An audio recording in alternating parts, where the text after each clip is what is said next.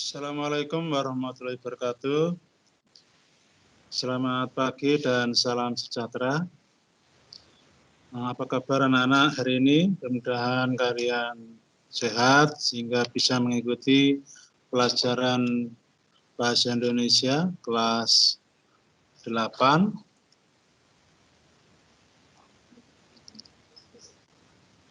Di 2 hari yang lalu kita telah belajar yaitu menentukan struktur dan ciri kebahasaan teks ulasan atau teks resensi.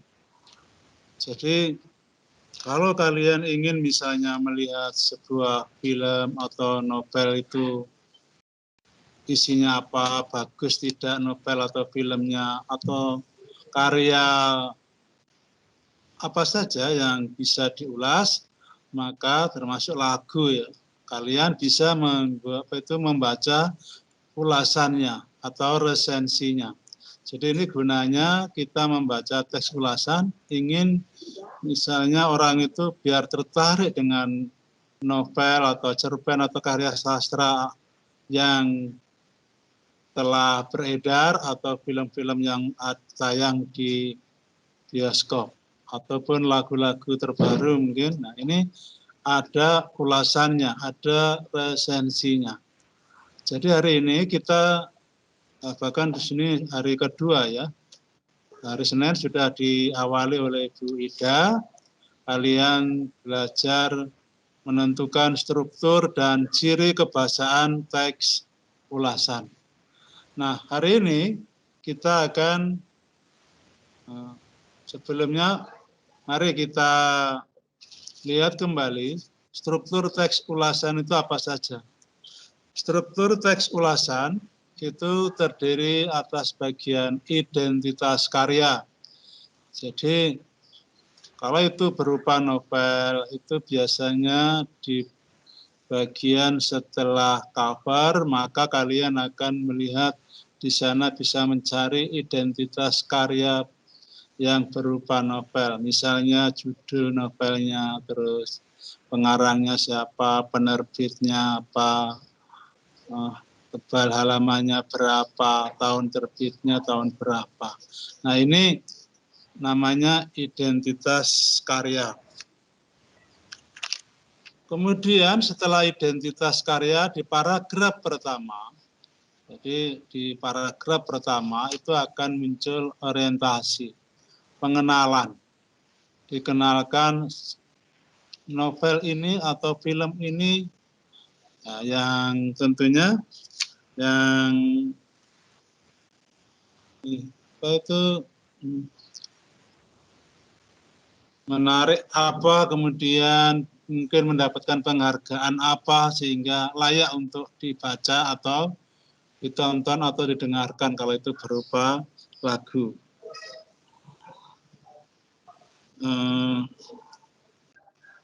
Jadi orientasi itu menjelaskan keberadaannya sebagai novel yang mendapat penghargaan sekaligus mendapat perhatian yang cukup besar dari banyak kalangan. Jadi sekali lagi, kalau kita membaca sebuah orientasi dari teks ulasan, maka di sana apa yang menonjol dari karya itu, apakah itu novel, cerpen, puisi, ataupun mungkin film, lagu, itu yang menarik apa. Kemudian yang kedua, setelah tahu orientasinya, maka paragraf berikutnya itu berupa sinopsis, ringkasan cerita.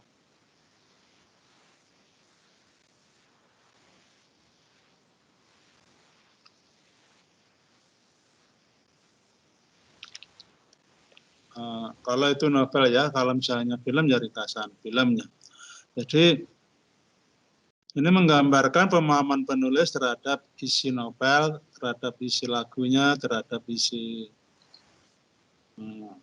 filmnya. Kemudian berikutnya analisis berupa paparan tentang keberadaan unsur-unsur cerita kalau itu sebuah novel, misalnya temanya menarik tidak temanya, sehingga orang mau membaca mau menonton atau mendengarkan sebuah lagu. Jadi silakan ketika kalian menganalisis temanya, maka apa yang menarik dari tema tersebut.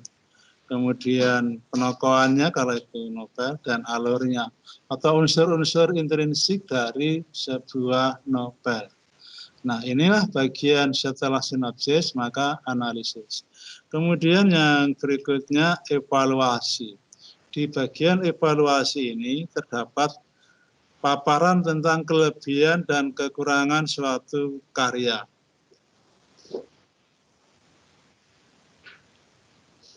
Nah, misalnya kalau kita baca di halaman 154, yaitu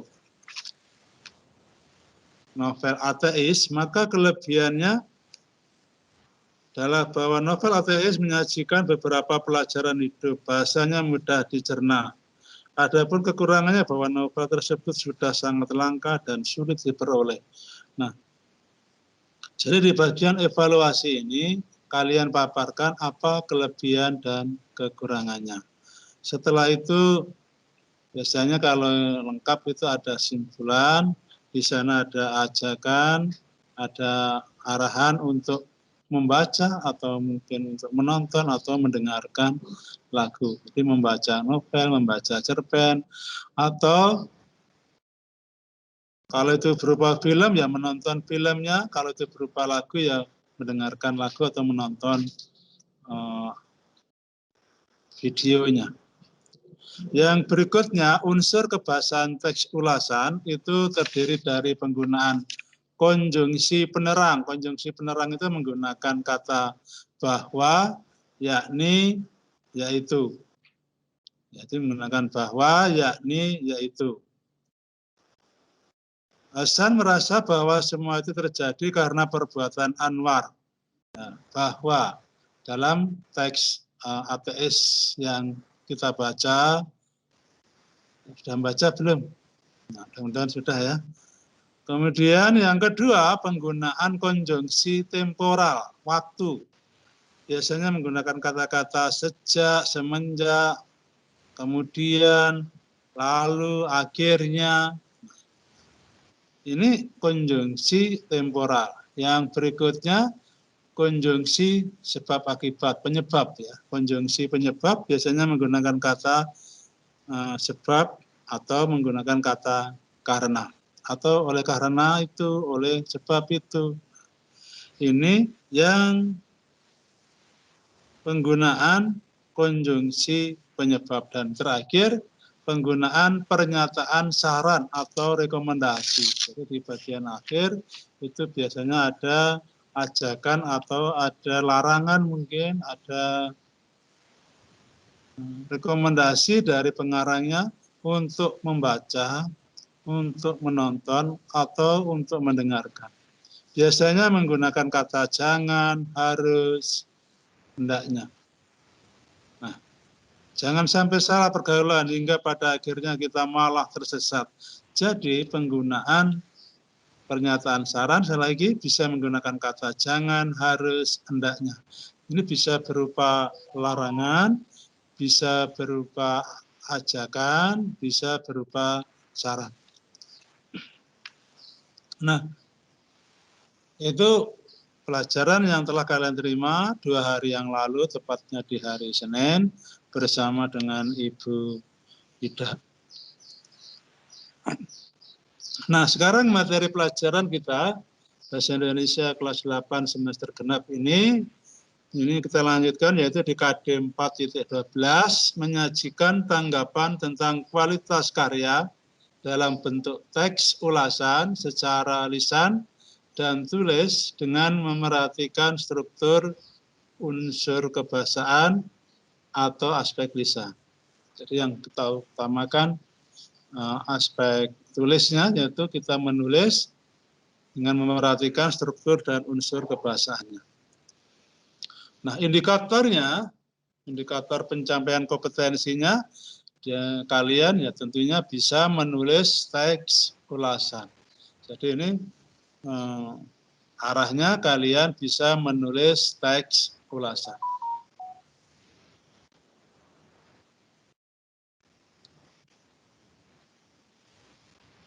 Tujuan pembelajarannya yaitu setelah mengikuti proses pembelajaran, siswa dapat menulis teks ulasan. Setelah mengikuti proses pembelajaran, siswa dapat menulis teks ulasan.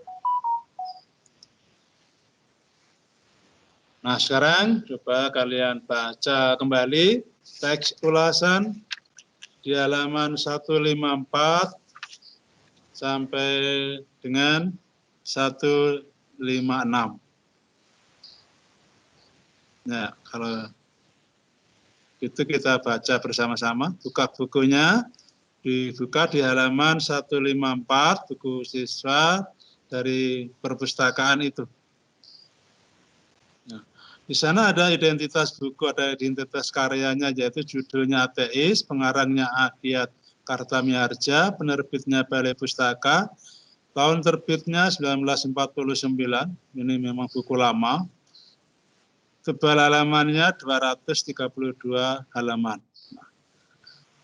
Kita baca, ini ada 10 paragraf, cukup banyak. Ateis merupakan salah satu novel terbaik yang memperoleh hadiah tahunan pemerintah RI tahun 1969. R.J. Maguire menerjemahkan novel ini ke bahasa Inggris tahun 1972. Sementara itu Sumanjaya mengangkatnya ke layar perak tahun 1974 dengan judul yang sama. Novel ini menceritakan perjalanan hidup tokoh Hasan. Dari kecil ia dididik menjadi anak yang saleh. Jadi paragraf pertama tadi yang saya baca itu merupakan orientasi. Sekarang di paragraf kedua sudah lanjut ke paragraf itu sinopsis. Novel ini menceritakan perjalanan hidup tokoh Hasan. Dari kecil ia dididik menjadi anak yang saleh. Ia begitu taat beribadah, begitu juga dengan orang tuanya adalah pemeluk Islam yang fanatik. Orang tua Hasan menyekolahkan di Mulo. Di sekolah itu dia bertemu dengan seorang gadis cantik yang bernama Rukmini. Hubungan keduanya semakin akrab, mereka saling jatuh cinta. Rupanya kisah cinta mereka tidak bisa berlangsung lama. Oleh orang tuanya, Rukmini disuruh kembali ke Jakarta. Ia akan dipinang oleh seorang saudagar kaya. Ia menuruti nasihat orang tuanya dengan menerima pinangan saudagar kaya tersebut, meski pernikahan itu tidak disertai rasa cinta. Kejadian itu membuat hati Hasan hancur. Ia menjadi frustasi. Untuk menghilangkan bayangan Rukmini dari hidupnya, ia mengikuti aliran tarekat seperti yang telah lama dianut orang tuanya. Ia semakin taat beribadah. Akan tetapi kehidupannya berubah ketika dia bertemu teman lamanya, yaitu Rusli. Temannya itu datang bersama seorang wanita cantik bernama Kartini. Ia adalah perempuan modern dan pergaulannya bebas. Ia juga seorang janda. Ternyata sejak perjumpaan itu, Hasan menaruh hati pada Kartini. Alasannya, Kartini memiliki karakter yang hampir sama dengan Rukmini. Semenjak Hasan mencintai Kartini, dia pun juga bergaul dengan teman-teman Kartini. Hasan mencoba untuk menyadarkan Kartini dan Rusli dengan memberikan ceramah-ceramahnya. Akan tetapi karena Rusli juga pandai bicara, kemudian dialah yang berbalik memengaruhi Hasan. Tanpa disadari, pemikiran-pemikiran Rusli melekat di kepala Hasan. Mulanya Hasan tidak terpengaruh, namun keyakinannya mulai goyah ketika dia dikenalkan dengan seorang yang tidak percaya Tuhan, yaitu Anwar. Pengetahuan Anwar tentang ketuhanan begitu luas. Saat itulah pemahaman Hasan tentang agama mulai berubah. Ia mulai meragukan keberadaan Tuhan. Hasan semakin tersesat dari agama. Pergaulannya semakin bebas. Ia kemudian menikahi Kartini. Pernikahan mereka didasarkan atas rasa suka sama suka. Pernikahan mereka ternyata tidak bahagia.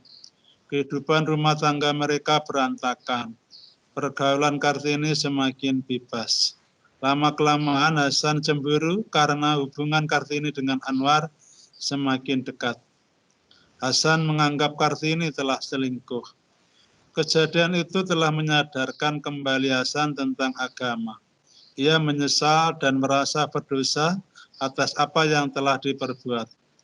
Pergaulan bebasnya dengan teman-teman yang tidak percaya Tuhan membuatnya tersesat dan ragu dengan keberadaan Tuhan. Hasan memutuskan bercerai dengan Kartini dan ia pun pulang kampung. Ia ingin meminta maaf kepada ayahnya. Sesampainya di kampung, ia menjumpai ayahnya sedang sakit keras. Ternyata ayahnya tidak mau memaafkan Hasan, bahkan sampai maut menjemputnya. Ayah Hasan tetap berada pada pendiriannya. Hasan merasa bahwa semua itu terjadi karena perbuatan Anwar. Ia menaruh dendam pada Anwar dan berniat membunuhnya. Pada suatu malam, ia melaksanakan rencana itu. Kemudian ia mencari Anwar karena pada waktu itu situasi sedang tidak aman. Diberlakukanlah jam malam. Naas menimpa Hasan, belum sempat melaksanakan niatnya, ia malah tertembak. Akan tetapi sebelum meninggal, ia masih sempat mengingat Allah dengan berkali-kali menyebut asmanya. Jadi di paragraf kedua sampai paragraf ke-8, ini termasuk bagian sinopsis. Novel ini banyak memberikan pelajaran kepada pembacanya. Kita harus pandai bergaul dengan orang lain, jangan sampai salah pergaulan, hingga pada akhirnya kita malah tersesat, bahkan sampai mengingkari ajaran agama. Kita harus senantiasa berpegang teguh pada agama dan selalu meyakini keberadaan Tuhan. Nilai moral yang kedua adalah hendaknya kita mau memaafkan kesalahan orang lain yang sudah bertobat. Jangan seperti tokoh ayah Hasan yang tidak mau memaafkan kesalahan anaknya, bahkan sampai ajal menjemputnya. Manusia adalah tempat salah dan lupa. Setiap manusia pasti mempunyai kesalahan, tetapi suatu saat juga akan kembali ke jalan yang benar. Jika Tuhan Maha Pengampun, Pengasih dan Penyayang, mengapa manusia tidak bisa, apalagi demi memaafkan anaknya sendiri. Bahasa novel ini lugas dan mudah dipahami. Sayangnya novel ini sudah sangat langka, sehingga sulit diperoleh. Nah, ini paragraf ke-9 tadi merupakan analisis. Jadi novel ini banyak memberikan pelajaran kepada pembacanya. Itu berarti dia pengarang itu si penanggap atau yang membuat ulasan ini menganalisis temanya. Kemudian di paragraf 10 itu kelebihan dan kekurangan atau bagian evaluasi. Nah, itu di halaman 154 sampai 156 merupakan teks ulasan, sehingga kalian ketika nanti menulis teks ulasan bisa mencontoh kalau memang mengambil sebuah buku, apakah buku fiksi atau non-fiksi, kalian bisa mencontoh di halaman 154 sampai dengan 156.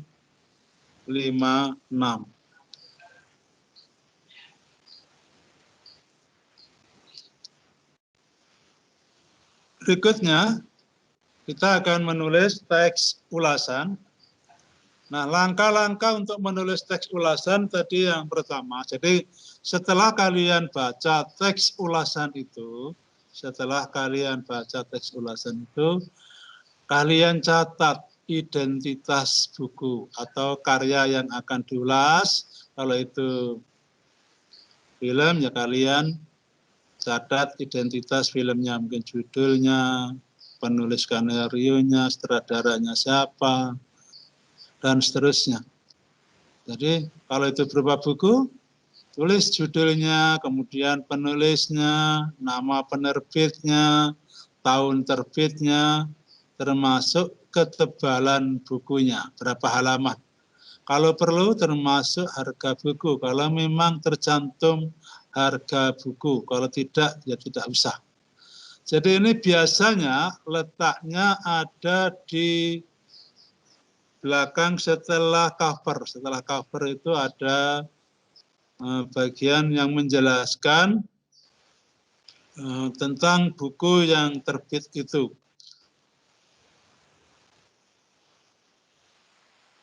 Yang kedua, kalian mencatat hal-hal yang menarik atau penting dari isi buku.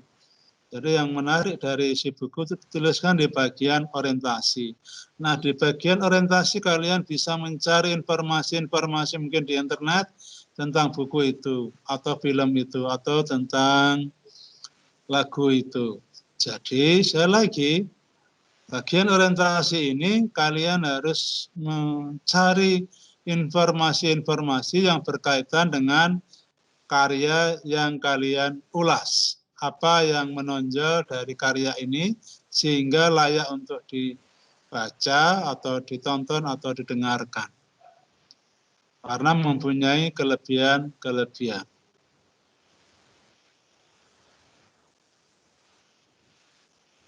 Nah, yang berikutnya kalian buat sinopsisnya, ringkasan ceritanya. Kalau itu novel, silakan diringkas ceritanya. Berapa paragraf sehingga kalau kita membaca ringkasannya berarti sama dengan kalau kita membaca novelnya. Bahkan orang usahakan untuk bisa lebih tertarik untuk membaca novelnya. Jadi, saya lagi sinopsis itu ringkasan cerita. Kemudian dianalisis, kalau itu novel silakan dianalisis unsur-unsur intrinsiknya. Mungkin dari sisi tema, tokoh penokohannya menarik, latarnya yang menarik, dan sebagainya. Atau mungkin bahasanya, apa yang menarik dari sisi unsur-unsur intrinsik. Kemudian yang ketiga, kalian akan menelaah kelebihan dan kelemahan isi buku. Apa yang lebih dari buku itu, yang kemudian kelemahannya apa, silakan kalian catat, sehingga dari sinilah kalian nanti bisa menulis sebuah teks ulasan. Ini langkah yang ketiga. Langkah yang keempat, yaitu merumuskan simpulan tentang isi dan kesan-kesan buku itu secara keseluruhan. Nah, menurut kalian, buku ini atau film ini atau lagu ini pantaskah untuk dibaca, ditonton, atau didengarkan, sehingga simpulannya ini kesan-kesan kalian terhadap isi buku, isi film, atau isi lagu itu bagaimana. Nah, ini di dalamnya tentunya biasanya juga ada pernyataan-pernyataan yang berupa saran. Yang kelima, membuat saran-saran. Jadi, tadi ya yang saya sampaikan ketika kalian sudah di bagian akhir, setelah kalian tahu secara kesan kalian secara keseluruhan tentang isi buku itu, saran kalian apa? Seperti yang disarankan oleh penulis ulasan novel ATS ini, misalnya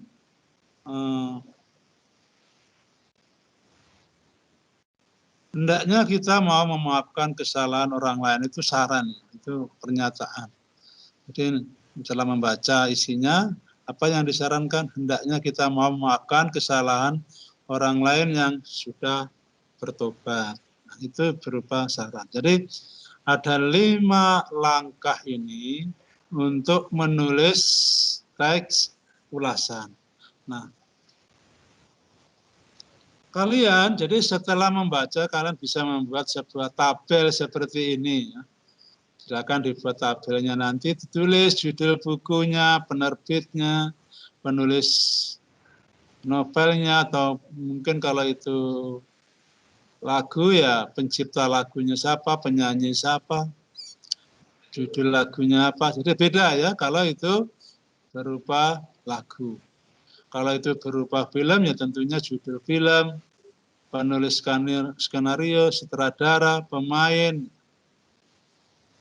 Nah, yang berikutnya silakan kalian catat informasi-informasi penting yang berkaitan dengan orientasi, sinopsis, dan analisis kalian.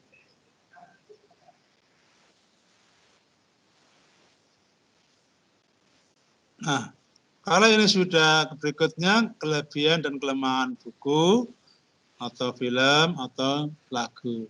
Kelebihannya apa, kelemahannya apa, silakan dicatat. Kemudian setelah dicatat kalian simpulkan. Simpulannya apa? Ini berkaitan dengan kesan kalian terhadap isi buku atau isi novel, cerpen, dan sebagainya. Jadi cerpen boleh silakan dibuat resensinya atau ulasannya. Kemudian saran-sarannya apa?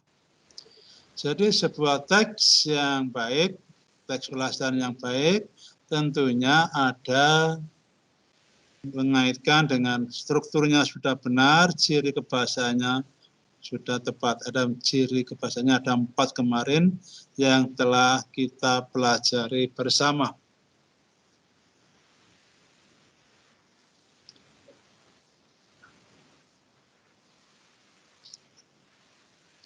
Nah, berdasarkan catatan-catatan yang kalian tulis di tabel tadi, ya, buat tabelnya, kalian bisa menyusun teks ulasan secara lebih lengkap.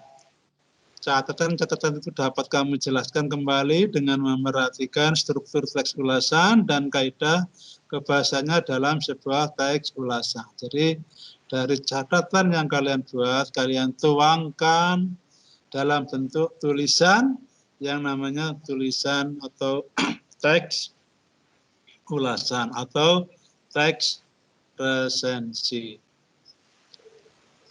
Materi resensi ini tidak masuk dalam PTS ya, 2 minggu yang akan datang. Ini masuk di ulangan PAT, penilaian akhir tahun. Jadi yang PTS-nya materinya hanya teks eksposisi dan puisi.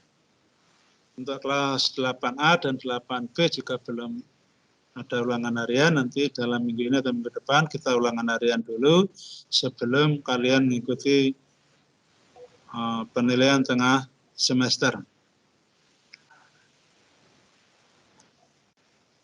Jadi simpulannya untuk membuat sebuah teks ulasan itu yang langkah pertama, kalian catat identitas buku atau karyanya, kemudian catat hal yang menarik atau yang penting dari si buku itu untuk dituangkan di bagian orientasi,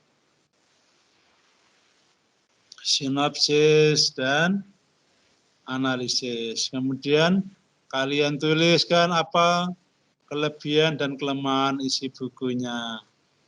Kemudian yang keempat, kalian rumuskan sebuah simpulan. Dan terakhir, kalian buat saran-sarannya. Ya, ada 5 langkah ini. Nah, sekarang coba kalau saya punya sebuah buku atau novel, ya, judulnya Surat Kecil untuk Tuhan. Kalian, ini ya, kalian dari data yang terdapat dalam novel tersebut, catatlah identitas karya novel tersebut.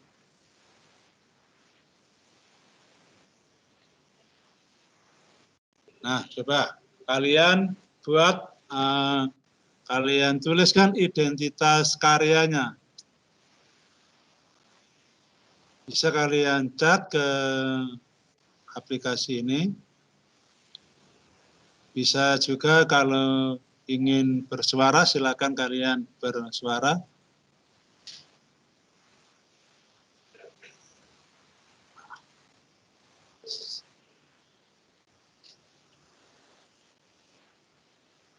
Ya, silakan kalian buat sekarang dari judulnya apa? Ada Pak Dedek yang jawab. Oh, belum ada.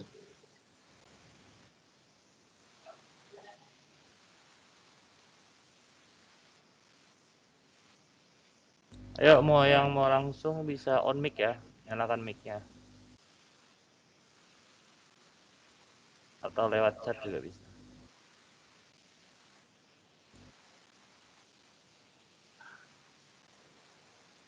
Ya, judulnya apa? Surat kecil untuk Tuhan. Kemudian pengarangnya atau penulisnya Agnes Davonar. Penerbitnya Nauli Media. Nauli Media. Kemudian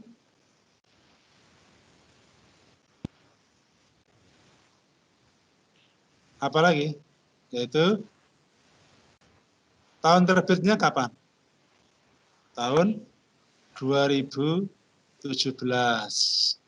Kemudian tebal halamannya berapa? 216 halaman. Jadi dari satu lembar ini kita bisa membuat sebuah identitas karya, ya. Jadi ada judul buku, kemudian penulis atau pengarang, penerbit, tahun terbit, dan tebal halaman. Kalau bukunya baru mungkin ada harganya. Harganya berapa? Ini ya kuncinya.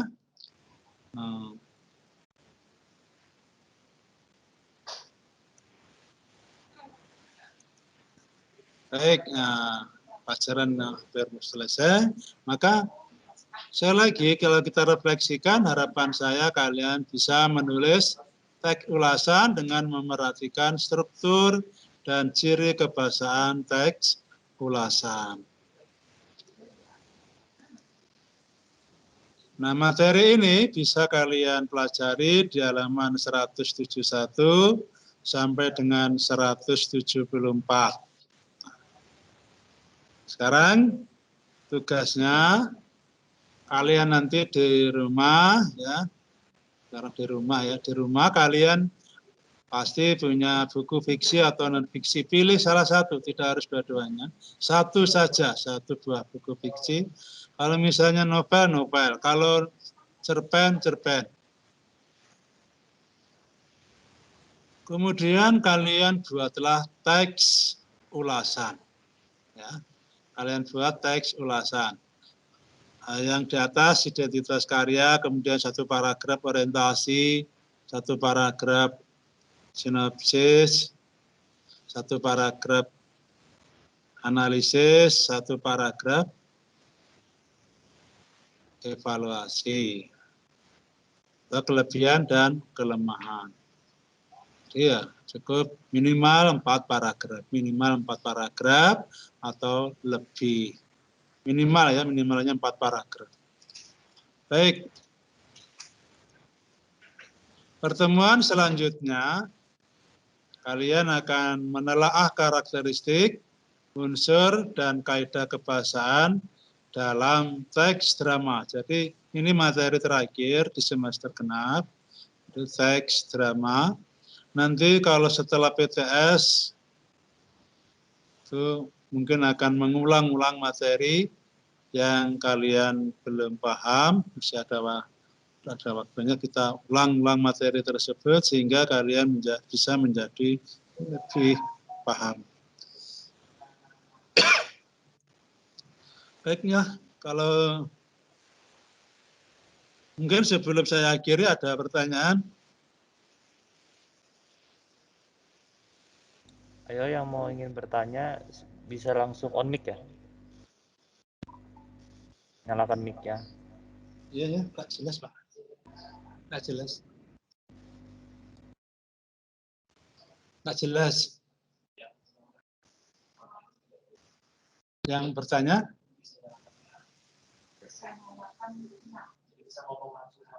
Oh iya. Ya. Ya, silakan kalau ada yang bertanya silakan di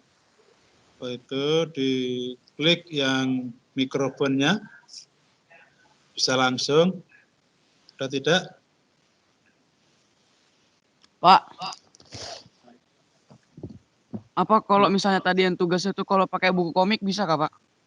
Komik silakan, kalau komik ya bisa. Kan karya juga. Silakan kalau komik kalian ingin buat teks ulasannya, tapi kalian harus tahu betul tentang komiknya, terutama untuk menuliskan di bagian orientasi ya. Di bagian orientasi itu kalian paparkan tentang apa yang menonjol dari komik itu sehingga layak untuk dibuat ulasannya. Bisa ya? Ada yang lain? Jadi komik bisa, terus lagu, kemudian film. Tidak ada? Ya.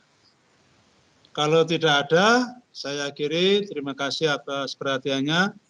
Assalamualaikum warahmatullahi wabarakatuh. Selamat pagi dan salam sehat.